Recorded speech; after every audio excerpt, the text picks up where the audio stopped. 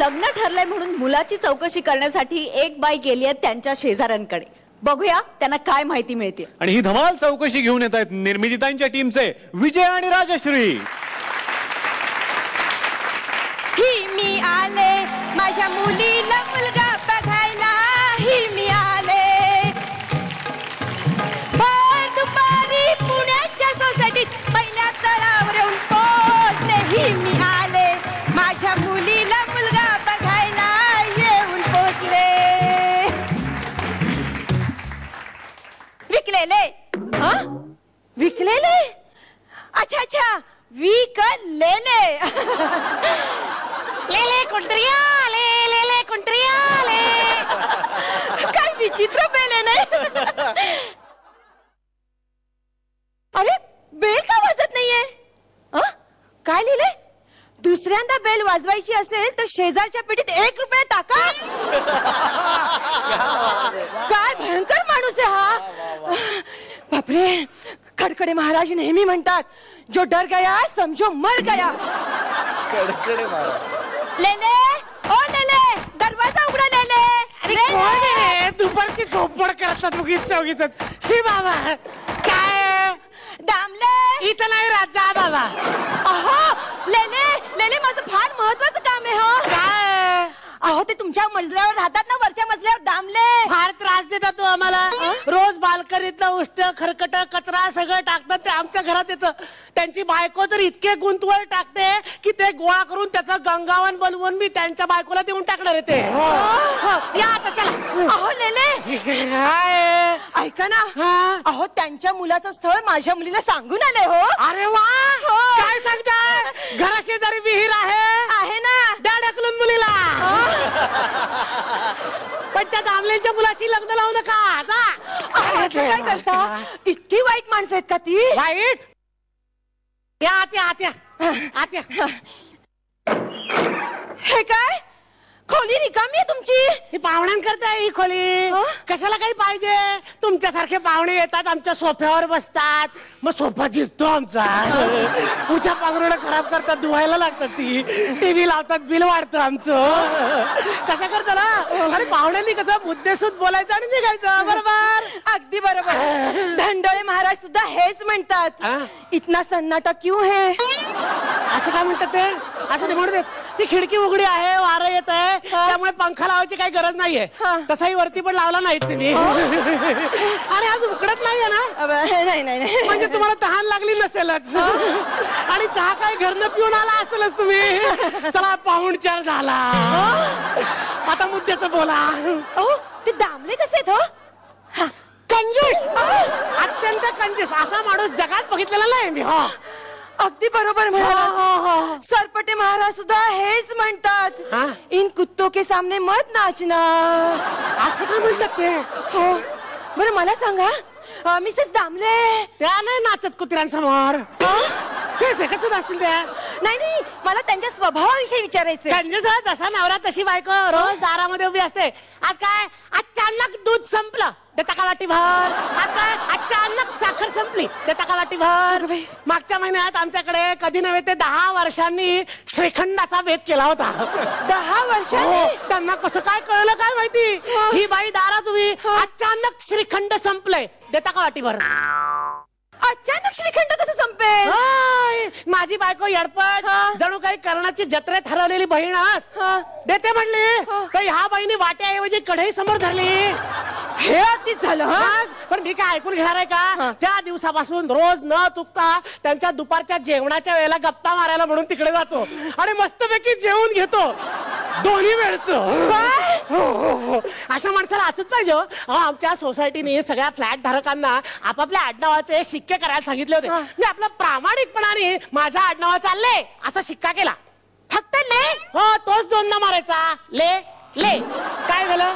ले ह्या पठ्ठ्या दामलेली काय केलं माहितीये. तरी त्याच्या आडनावाचा दाम एवढाच शिक्का केला आणि ले माझ्याकडून नेला. हे फारच झालं. फार म्हणजे फारच झालं. आमचे अडथळे महाराज नेहमी म्हणतात. बापरे कुठले महाराज येथे. अब तुम्हारा क्या होगा कालिया. का म्हणत असतील हे असे पण महाराज? मला सांगा ते फार कंजूस आहेत का हो? अडथळे महाराज नाही हो हा? दामले. एक नंबरचा हो, कंजूसपणाचा कळस त्यांनी त्याच्या भावाच्या लग्नामध्ये केला. हा. जिथं तिथं पैसा वाचवला तरी हो. पत्रिका छापली होती, पण कशावर? कशावर? व्हिजिटिंग कार्डावर. हो हा? काय सांगता? हा. मला दाखवा ना कशी एखादी. दाखवणार? अख्ख्या सोसायटीला मिळून एक पत्रिका खालच्या नोटीस बोर्ड वरती चिकटवून ठेवली होती. हो. आणि लग्न झाल्यानंतर जनता ज्यांना ती पत्रिका दिली होती त्यांच्याकडनं परत घेतली का? आणि भेळवाल्याला चमचे म्हणून विकली. याच्यावर विश्वास बसत नाही हा माझा. विचारा कुणालाही, खोटं नाही सांगत आहे. मी नाही असं केलं माझ्या बहिणीच्या लग्नात. हा. व्यवस्थित पत्रिका छापली, प्रत्येकाला वेगवेगळी दिली. स्टॅम्प वर छापली होती म्हणून काय झालं? छान छान छान. मग त्या कार्यालयात गेलो त्या भावाच्या लग्नाला, हा. बघतो तर त्या सनई चौघडेवाल्यांना पैसे द्यायला नको म्हणून सनईची कॅसेट लावली होती कंजूस माणसाने. मग मी नाही असं केलं. मग तुम्ही काय केलं? मी सरळ पाटी लिहिली, हा. सनई वाचते आहे असं समजा आणि त्याचा फील घ्या. मग पंक्तीच्या इथे सुद्धा पाठी लिहिली असेल. काय? जेवण वाढलंय असं समजा आणि पोटभर जेवा. काय झालं? मला का नाही सुचली ही युक्ती? केवढा खर्च झाला. आता मुलाच्या लग्नात हीच युक्ती करतो आता. हो हो अहो पण तुम्ही कंजूस नाही आहात ना. मी कंजूस नाहीच आहे, तो दामलेच कंजूस आहे. हा. त्या कार्यालयामध्ये सगळे सोसायटीतले जमले होते, सगळे नातेवाईक जमले होते. ही संधी साधून त्या नालायक माणसाने कार्यालयातल्या माणसांचा डोळा चुकवून त्या लग्नाच्या मांडवात आपल्या धाकट्या मुलाची मुंज उरकली. काय सांगता काय? हो, खर्च निम्मा, आहेर दुप्पट. अहो पण सजग नागरिक म्हणून तुम्ही तक्रार केली असेल ना. हे करणार होतो पण काय झालं, सोसायटीतले सगळे होते, शिवाय माझे सुद्धा जवळचे 25-30 नातेवाईक आलेच होते. म्हटलं चांगली संधी आहे, मी सुद्धा माझ्या भावाच्या मुलाचं बारसं उरकून घेतलं. काय म्हणजे तुम्ही सुद्धा फुकटातच उरकलं ना. नाही, जे जे फुकट ते ते पौष्टिक, हे ब्रीदवाक्य दामल्यांचं आहे, आमचं नाही. मी व्यवस्थित त्याला आहेराचं पाकिट दिलं होतं आणि आतमध्ये चिठ्ठी पण लिहिली होती. काय की बारसं उरकलं म्हणून? नाही, मागच्या महिन्यात तू माझ्याकडून 1000 रुपये उसने घेतले होतेस, त्यातले आहेराचे 11 रुपये वजा जाता 989 रुपये राहतात. ते लवकरात लवकर देणे. वा वा.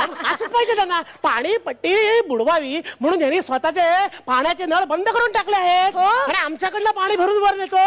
इथून पाणी वर नेतात? मग बरं झालं माझी बाथरूम गळकी आहे म्हणून. का?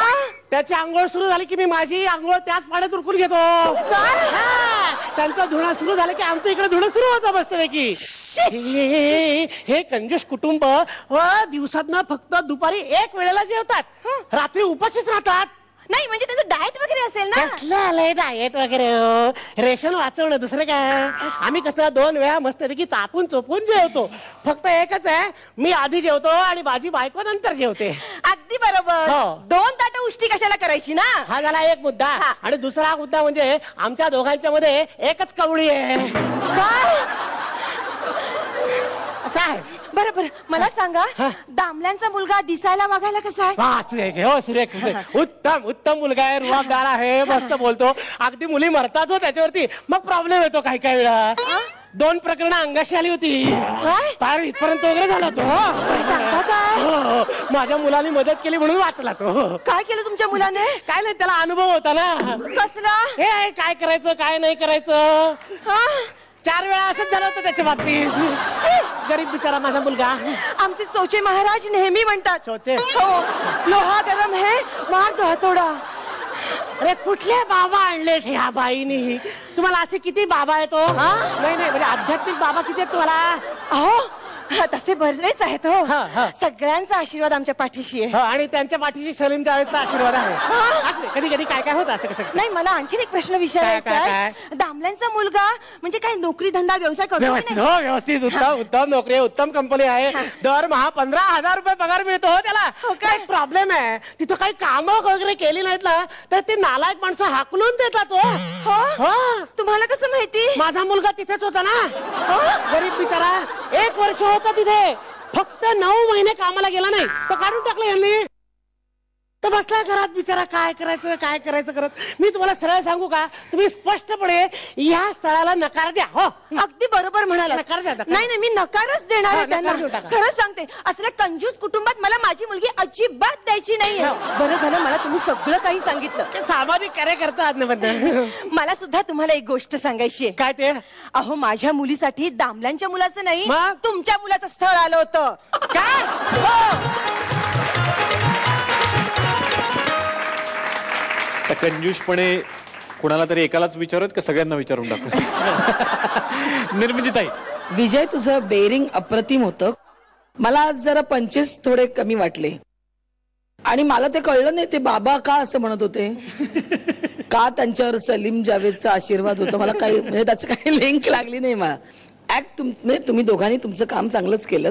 All the best. आता फिनालेसाठी तयार व्हा. स्वप्नील सर.